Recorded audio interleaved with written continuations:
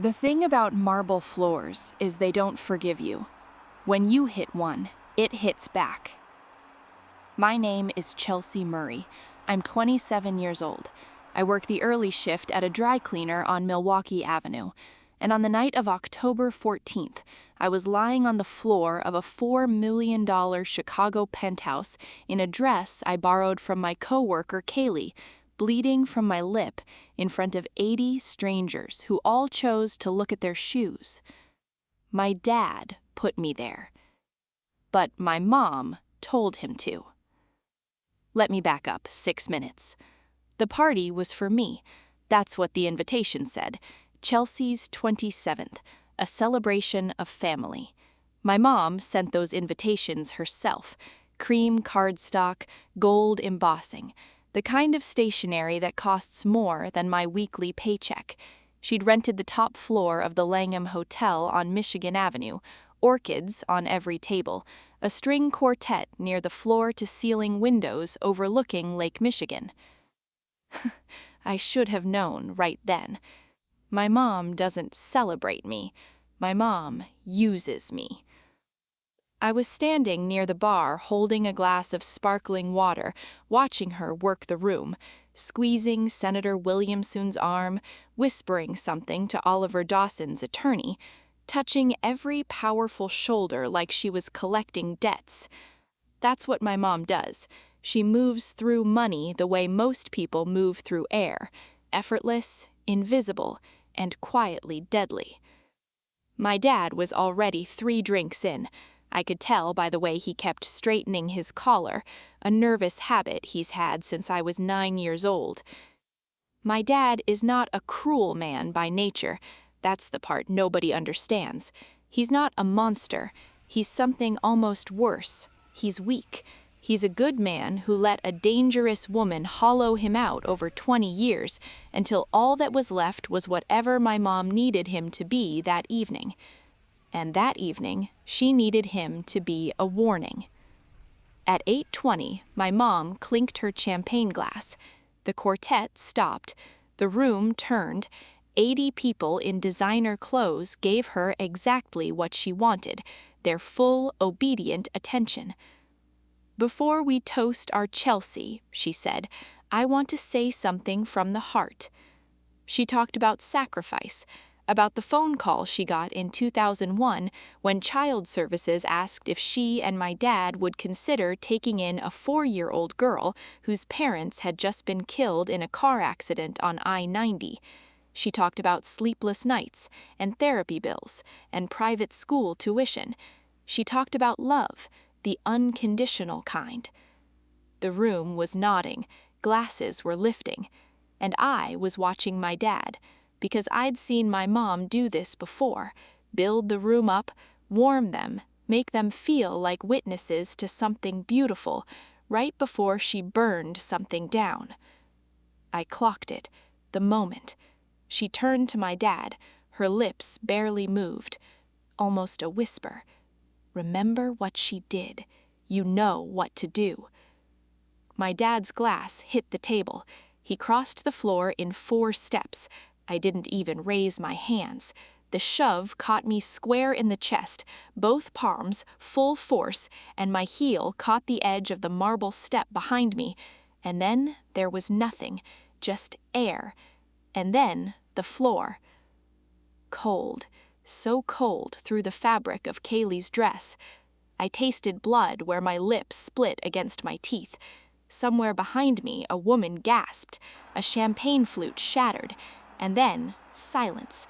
The kind of silence that means everyone saw it and nobody's going to say a word. I lay there on that floor for 4 seconds. And in those 4 seconds, I thought about every document I'd spent 8 months collecting, every bank statement, every forged signature with my name on it, every transfer out of the trust fund my biological parents left me, the one my mom told me had run dry by the time I turned 21. A slow breath. Then, I thought about Kaylee, who covered my shifts for 3 weeks while I drove to Springfield to pull public records. About Noah, that senator right there in the room, the one now refusing to make eye contact, whose campaign had been funded with money that was supposed to be mine. About Caden, the forensic accountant who worked out of a strip mall in Naperville and had spent 40 hours tracing $31 million through 11 shell companies back to one name: my mom. And lying there on that cold floor, bleeding in a borrowed dress, with 80 of Chicago's most connected people staring down at me, I laughed. Not because it was funny, because she just did exactly what I needed her to do, in front of exactly the right people. My name is Chelsea Murray. I'm a dry cleaner's assistant from Milwaukee Avenue. I have no law degree, no connections, no family with power, but I have a phone, 8 months of evidence, and tonight, finally, I have proof. If you want to know what happened next, what was already uploading the second my dad's hands hit my chest, subscribe and stay close. Nobody helped me up. 80 people in that room. Catered waitstaff, a string quartet, Senator Williamson with his American flag lapel pin standing 12 feet away. Nobody moved. My dad took one step back, then another, like the floor between us was cracking open and he needed distance from what he'd just done. His face, I'll never forget his face. Not rage, not satisfaction, just this hollow, confused look, like a man waking up mid-sleepwalk, not knowing how he got to the edge of the stairs. That's what 20 years of my mom's conditioning looks like on a person. I picked myself up off that marble floor without help, smoothed Kaylee's dress, pressed my thumb against my lip to stop the bleeding, and I walked, slowly, deliberately, to the center of that room. My mom watched me, like she was waiting for the breakdown, the tears, the scene she could point to later and say, "See, this is what we've been dealing with." She didn't get that. She got me pulling out my phone. 8 months ago, I was sitting in my apartment on Kimball Avenue, eating cereal for dinner, going through a box of papers my biological Aunt Holly had mailed me after she found them in storage. Holly is my real mom's younger sister, the only blood family I have left. She'd been trying to reach me for 2 years, but every letter she sent to the Dawson house got intercepted. Every single one. Inside that box were 3 things: a birthday card my real mom wrote me the morning of the accident, a photograph of my parents holding me at the hospital the day I was born, and a document from a Chicago law firm dated March 2002, 5 months after my parents died, confirming that Catherine and Dennis Murray had established a trust fund in my name. $480,000. Not millions, not a dynasty, just 2 working people who loved their daughter enough to make sure she'd be okay if something happened to them. $480,000 that my mom told me, when I asked at 19, had been spent on my upbringing. My upbringing. The shared bedroom, the secondhand backpack, the way she'd make me thank her in front of guests for the clothes she bought me. Clothes I later found out were purchased with my own inheritance. That document from Holly was the first thread, and once I started pulling, everything unraveled.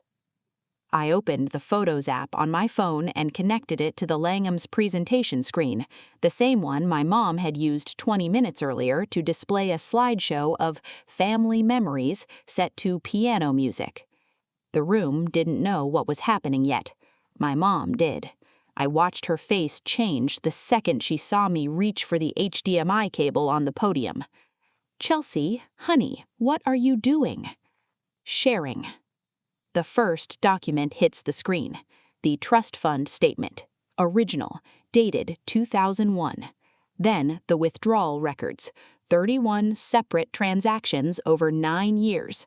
Small enough each time to avoid triggering bank alerts. Big enough that by my 21st birthday, there was nothing left. The room went quiet in a different way than before.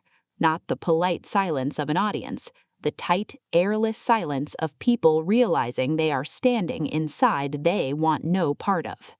Senator Williamson shifted near the back. I noticed. And then I put up the campaign finance record. Slow. Let the names register. A donation of $47,000 to Senator Noah Williamson's 2018 state Senate campaign, routed through a company called Maximo Holdings Entity, LLC, registered in Delaware, controlled by one person, my mom, funded by one source, my inheritance. Senator Williamson set his champagne glass down very carefully and took out his phone. Too late for that, Senator. My dad hadn't moved from the corner. He was staring at the screen with this expression I'd only seen once before, the night I was 12 and I walked into the kitchen and found him sitting alone at the table at 2 a.m., just staring at nothing. I used to think that look was sadness. Now I think it was shame, and I think he'd been carrying it for a long time before I ever noticed it. Dad, I don't hate you. Pause. But I can't protect you either. That's when my mom made her move. No more champagne voice, no more saint performance, just Eve Dawson stripped down to what she actually is. Cold, calculating, and absolutely certain she still has a way out of this. This is fabricated, all of it. She's been unstable for years. Harry, you've seen it. Dr. Rollins, you're right here, tell them. A man near the buffet table straightened up.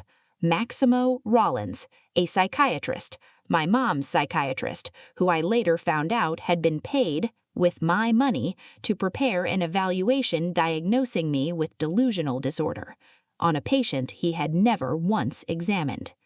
I pulled up one more document.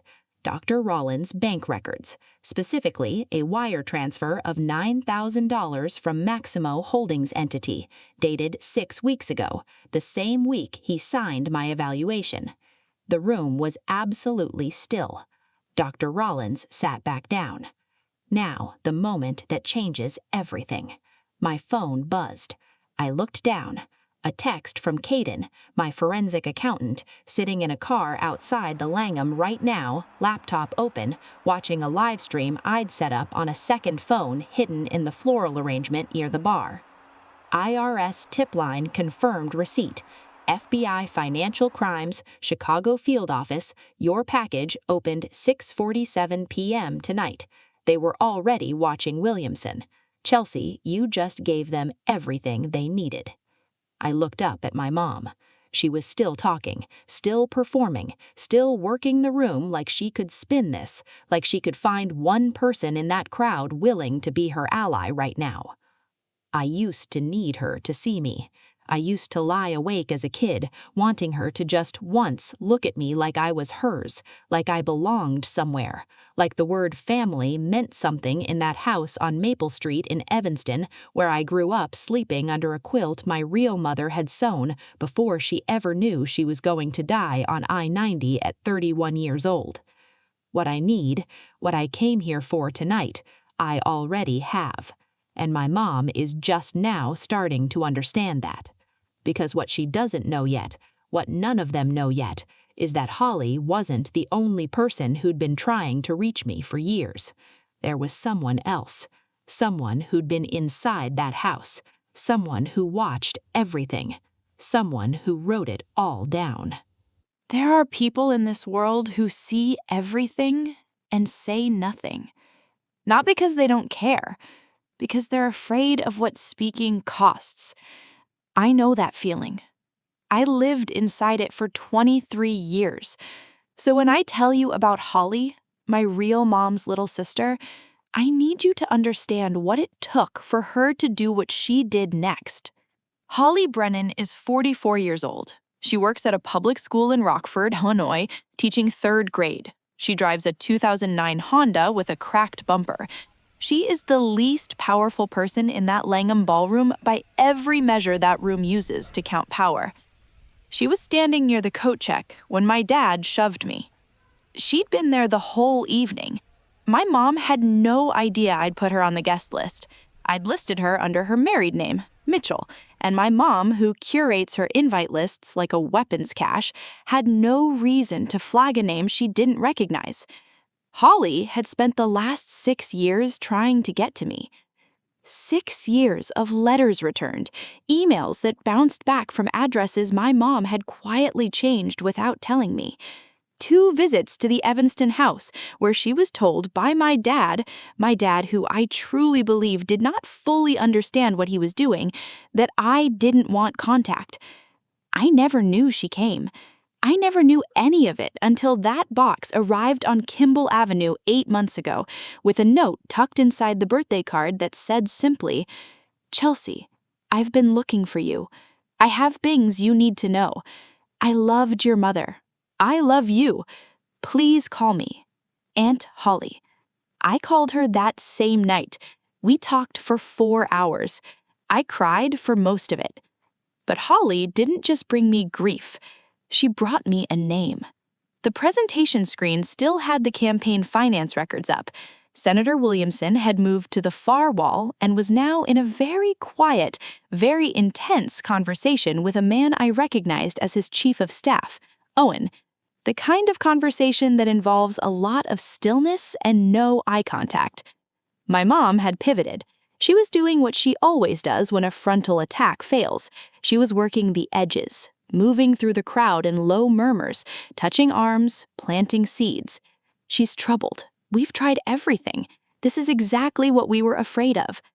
I watched her, and I felt something I didn't expect. Pity. Not forgiveness. Don't misread that. But pity for a woman so hollowed out by her own hunger that even now, with the floor crumbling beneath her, her only instinct is to perform. I refocused.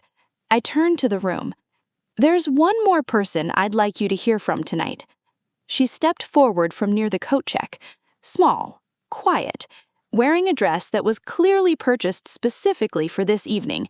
You could tell by the way she kept smoothing the skirt like she wasn't used to fabric that formal. Her hands were shaking. But her voice? Pause. Let the audience picture her. Her voice did not shake. "My name is Holly Mitchell. My maiden name is Brennan. Catherine Murray, Chelsea's biological mother, was my older sister." The room shifted. Not dramatically, a subtle recalibration, like a compass needle finding north. Holly kept going. "I was present at the scene of the accident on I-90 in November 2001. I was the one who called 911. I was the one who held my sister's hand until the paramedics arrived." She held my mother's hand. All these years, and I never knew that. I attempted to petition for guardianship of Chelsea in early 2002. I was told by the family court that Chelsea's trust fund had been assigned to her adoptive guardians, Eve and Harry Dawson, and that the court believed a 2-parent household was in Chelsea's best interest. She opened her purse and removed a folder. Deliberate, every word placed like a stone.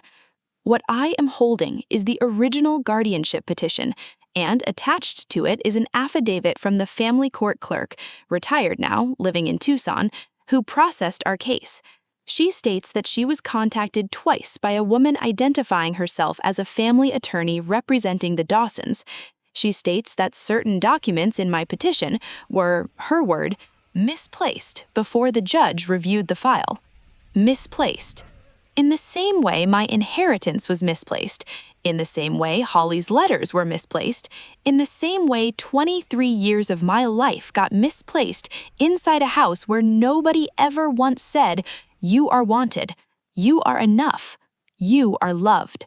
My mom made a sound, not words, just a sound. I looked at her. For the first time that evening, Eve Dawson had nothing to say. No performance, no pivot, no whispered campaign to work the edges. She was standing very still in her $3,000 dress, and she was looking at Holly Mitchell like she was seeing something she had miscalculated enormously. Quiet, almost reflective. I think in that moment, my mom finally understood. This wasn't a breakdown. This wasn't a troubled girl having a public episode that could be managed and spun and filed away. Slow. This was a plan. 8 months of a plan, built by a woman with no law degree, no connections, and no safety net. Just a box of documents, a forensic accountant in Naperville, a journalist named Kylie who'd been quietly verifying records for 6 weeks, and an aunt who'd been waiting 6 years to tell the truth in a room where the right people could finally hear it. Direct to camera. My mom built her empire on the assumption that powerless people stay powerless. Pause. She forgot that powerless people have nothing left to lose. The cling-hanger. Deliver this one slowly. Holly finished her statement. The room was absolutely silent.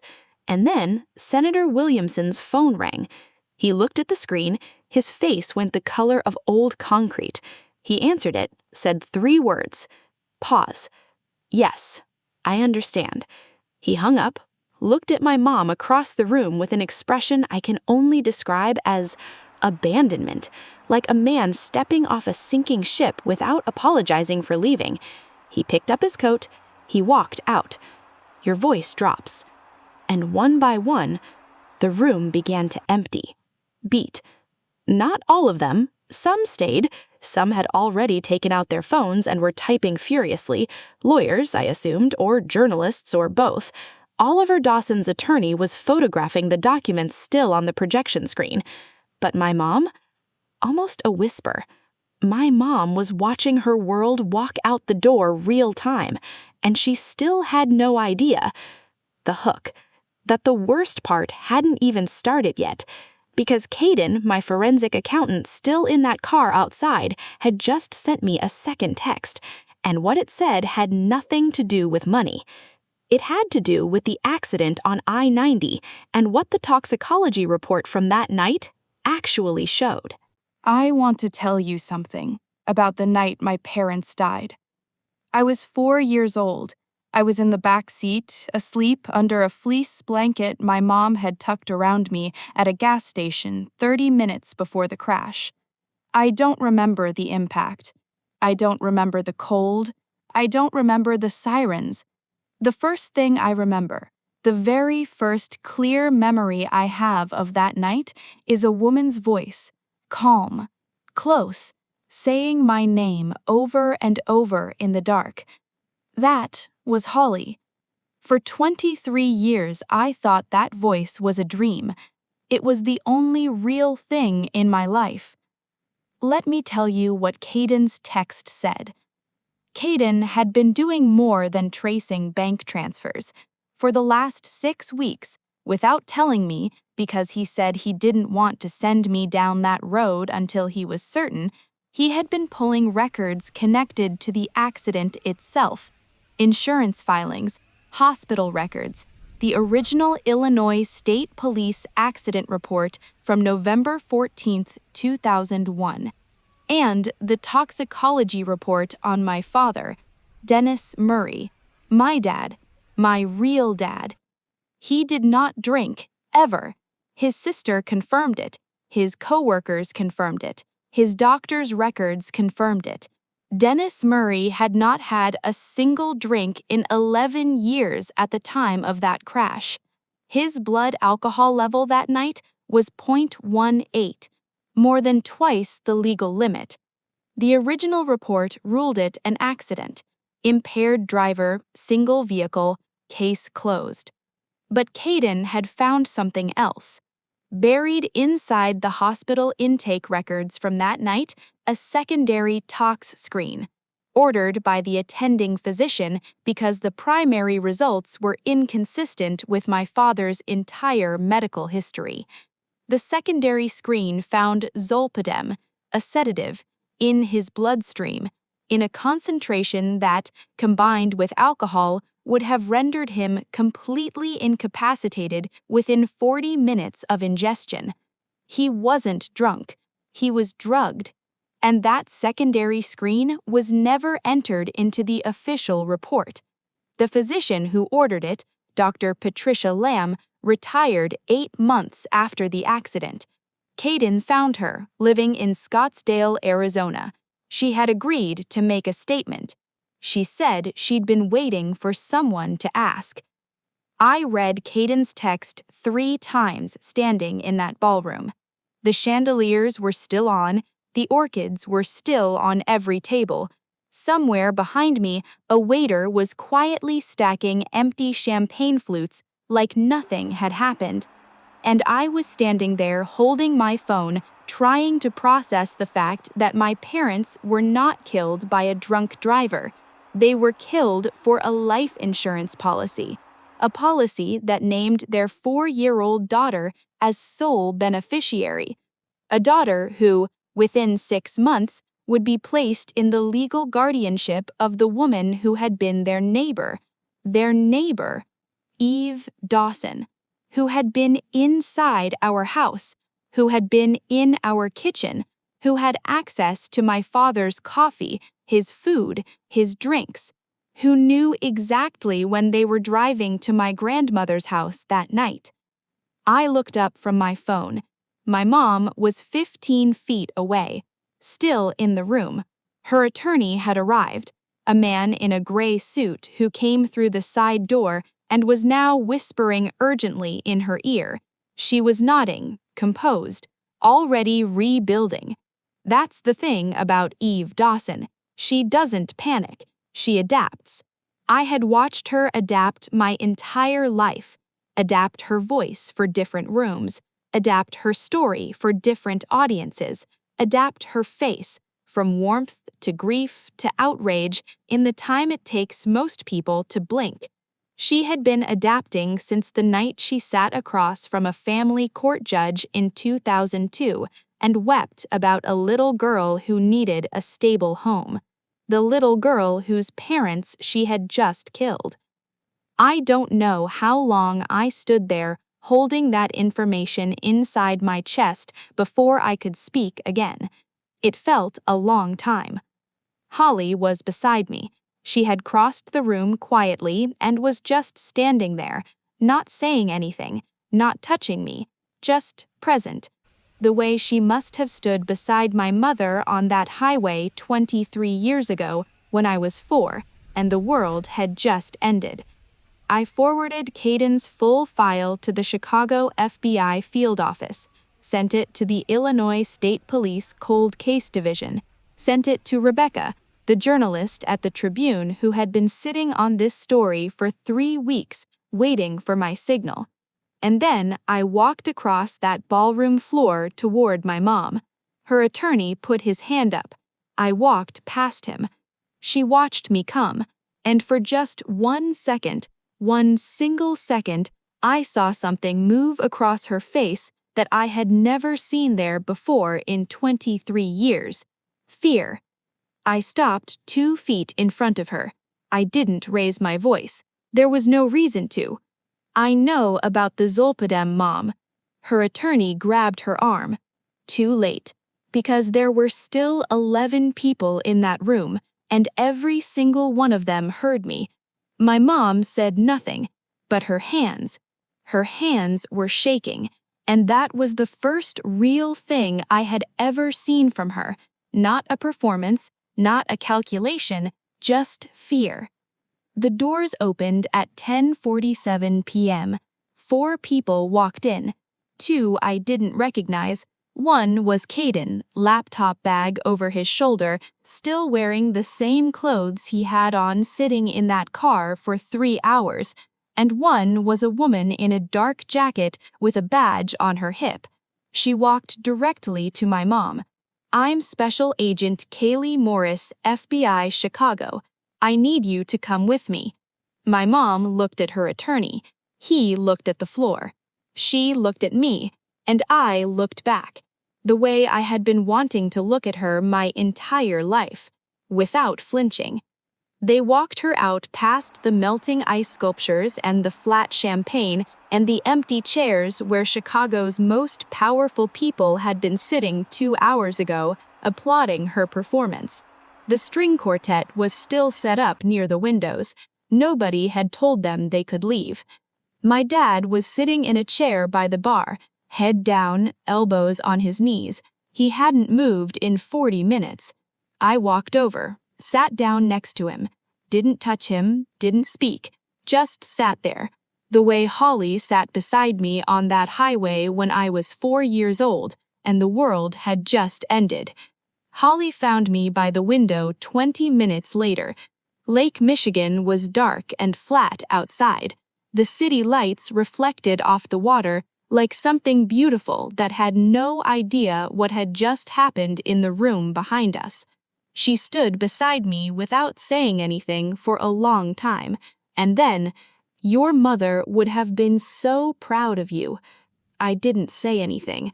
I just nodded, and for the first time in 23 years, I believed it. But there was still one thing I hadn't told anyone, not Caden, not Holly, not the FBI, not even Kaylee, who had covered my shifts and my back and my fear for 8 months without asking for a single thing in return. One document in that box from Holly I hadn't shown to anyone, not because it wasn't evidence, because it wasn't for them. It was a letter, written by my mother, Catherine Murray, addressed to me, dated 3 weeks before the accident, like she knew. I didn't read it that night. I couldn't. The FBI was still in the building. Caden was giving his formal statement in a corner of the ballroom, with a recorder on the table between him and 2 agents. Holly was on the phone with a lawyer someone had recommended, a real one, not the kind my mom kept in her pocket like a personal tool. The orchids were still on the tables. Nobody had turned off the lights. My dad had been escorted out an hour earlier. Not arrested, not yet, but the agents wanted him somewhere quiet for questioning, and I genuinely think, some part of him was relieved to go.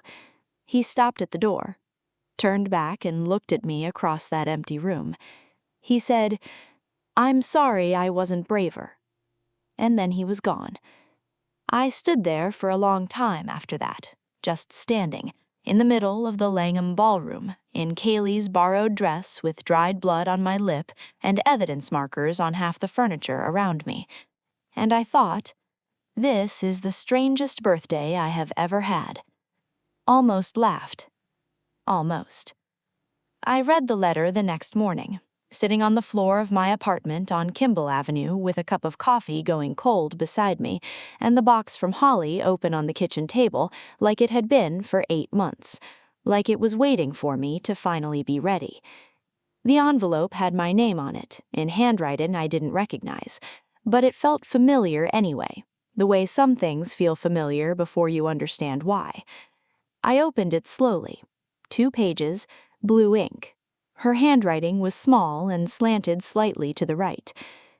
My Chelsea. 2 words and I had to stop.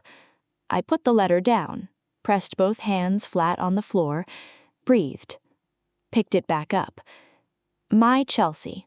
If you're reading this, then Holly found you, and if Holly found you, then you already know you were never, not for one single day, alone. I had to stop again. The coffee was cold. The October light was coming in through the kitchen window the way it does in Chicago that time of year, gray and flat and indifferent to everything happening underneath it. I kept reading. I don't know what your life looked like. I don't know who raised you or what they told you about us. I don't know if they were kind. But I know you. I knew you from the very first second, and the thing I need you to know, the thing I need you to carry with you no matter what happened in between, is that you were wanted, you were chosen, you were so deeply and completely loved before you ever took your first breath. I put the letter face down on the floor, and I sat there in my apartment on Kimball Avenue, the dry cleaner's assistant with no law degree and no connections and a check engine light that had been on for 8 months. And I cried. Not the sharp, desperate kind of crying that comes from pain. The slow kind, the kind that comes when something that has been held tight for a very long time finally lets go. Here is what happened after October 14th. Eve Dawson was charged with wire fraud, financial exploitation, conspiracy, and first-degree murder in the deaths of Catherine and Dennis Murray. The Zolpidem evidence, combined with Dr. Lamb's statement and phone records, placing my mom near our house the afternoon of the accident, gave the FBI enough for an arrest warrant within 72 hours. She pleaded not guilty. Her trial date is set for March. Senator Williamson resigned from office 11 days after the gala, citing personal reasons. The Illinois Ethics Commission opened a formal investigation the same week. He did not return calls from the Tribune. He did not return calls from anyone. Dr. Maximo Rollins surrendered his medical license voluntarily before the board could revoke it. Oliver Dawson's attorney, the one I watched photographing documents off the projection screen that night, turned out to be the one who tipped off the FBI's Financial Crimes Unit 6 weeks before the gala. I did not see that coming. My dad cooperated fully with federal investigators. He testified about the conditioning, about the trigger phrase, about 20 years of being slowly dismantled by a woman he trusted and rebuilt into something she could use when she needed it. His sentencing is pending. I wrote a letter to the court on his behalf, not asking for no consequences, just asking them to see the full picture, all of it, the man he was before her and the man she made him into, and everything in between that nobody in that courtroom would ever fully understand except me. The trust fund, what remained after 9 years of quiet, systematic withdrawal, is in litigation. The financial recovery attorneys Caden connected me with estimate a partial restitution somewhere between $60,000 and $90,000 after legal fees.